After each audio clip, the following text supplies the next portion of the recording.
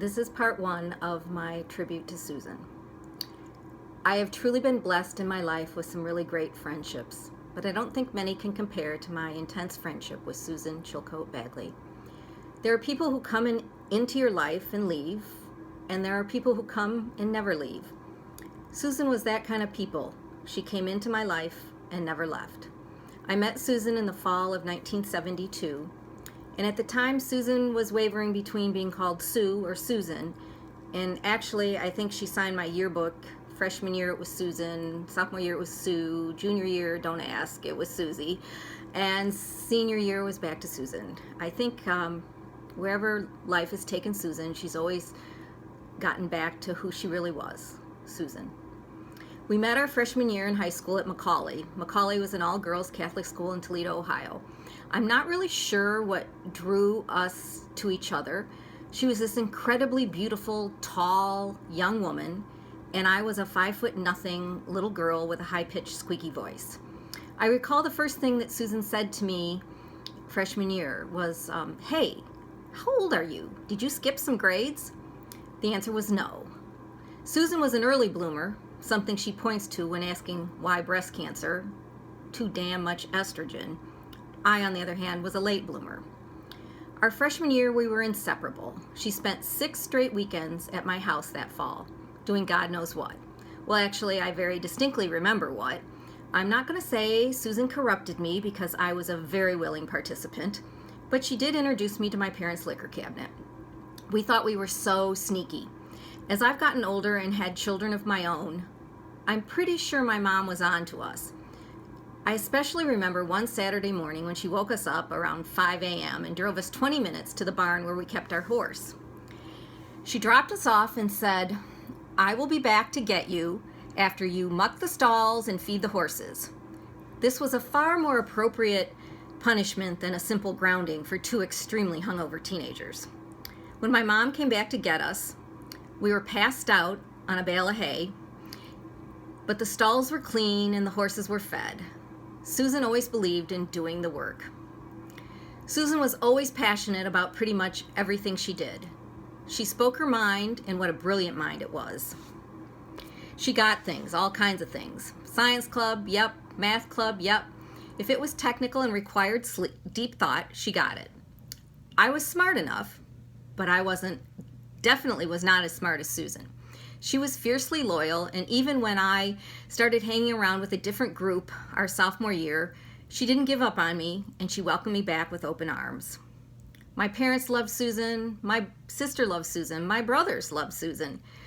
So it seemed only appropriate that her first major love affair, sorry Linda, was with my brother Peter.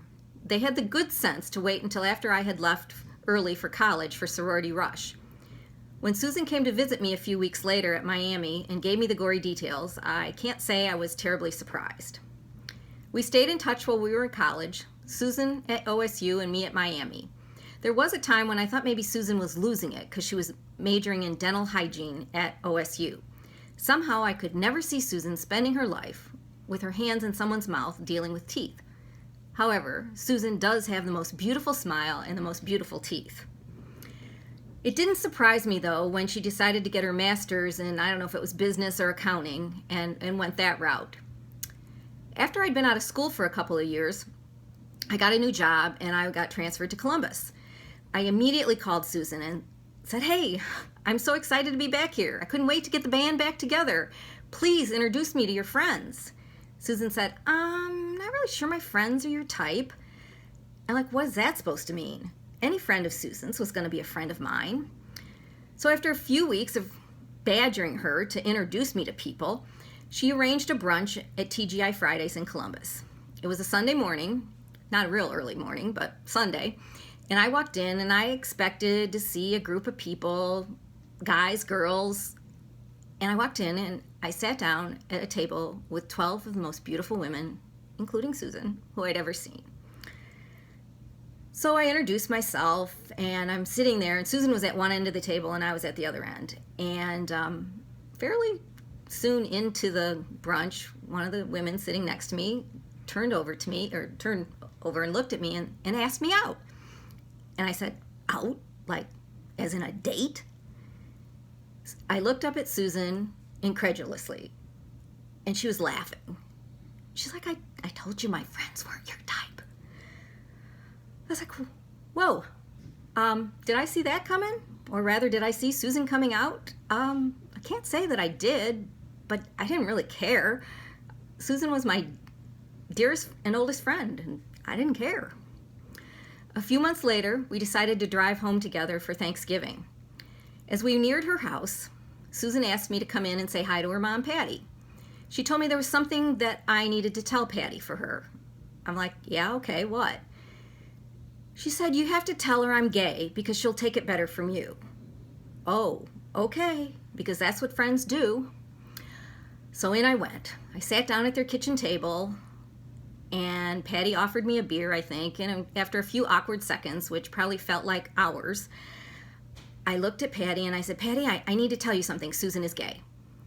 Without missing a beat, Patty said, really, Michelle? Like I didn't know? You never could put much past Patty Stanley. She said something about Susan dating my brother because she loved me. Well then, it was truly a very memorable Thanksgiving weekend, because that very weekend I had a blind date with my future husband. Susan and I laughed about all of it, all the way back to Columbus. Not long after, I moved back to Toledo and Susan moved out west. We lost track of each other for several years. My dad would occasionally run into Susan at the Wildwood Pool when she was in town visiting Patty and her stepfather. And one hot August day, I was standing in my front yard with my 3 little kids, watching the local triathlon runners running by. And who ran by but my dear friend Susan? We waved and blew air kisses to each other. I think she was as surprised to see me as I was to see her. My daughter said, Mommy, who is that? I said, one of the coolest people I know and love. That moment was seared in my memory, because here I was in Toledo, Ohio, with a husband and 3 little kids, and there was beautiful Susan in magnificent shape, running like a gazelle past my house.